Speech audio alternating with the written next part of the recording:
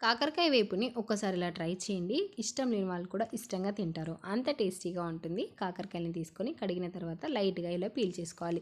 తర్వాత తలా తోకని కట్ చేసుకొని మీకు నచ్చిన షేప్‌లోకి ఇలా మందంగా కట్ చేసుకొని ఒక బౌల్‌లోకి వేసి పసుపు, ఉప్పు వేసుకొని బాగా మిక్స్ చేసుకోవాలి. ఇప్పుడు దీన్ని ఒక 1 అవర్ వరకు నాననిచ్చిన తర్వాత వీటిలో ఉన్న చేదంతా పోవడానికి ఇలా ప్రెస్ చేస్తే వాటర్ లాగా వచ్చేస్తుంది.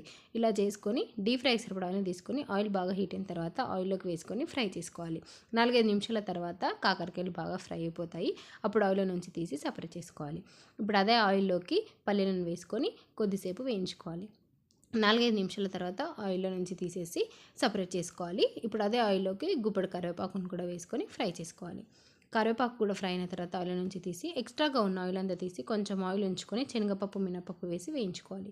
ఆ తర్వాత ధనియాలు, జీలకర్ర, చింతపండుని వేసుకొని వేయించుకోవాలి. ఇవి వేగాక స్టవ్ ఆఫ్ చేసి చల్లారాక మిక్సీ జార్లోకి వేసుకొని వేయించుకున్న కొద్దిగా కరివేపాకు, పల్లీలు కూడా వేసుకొని కొబ్బరి పొడి, కారం, ఉప్పు, చిటికెడు పసుపును వేసుకొని మెత్తగా గ్రైండ్ చేసుకోవాలి. ఇప్పుడు అదే కడాయిలోకి వేయించుకున్న కాకరకాయ, కరివేపాకు, పల్లీలు, పొడి కొట్టిన కారం కూడా వేసుకొని బాగా మిక్స్ చేసుకోవాలి. అంతే, మన కాకరకాయ వేపుడు రెడీ అయిపోయింది. ట్రై చేయండి.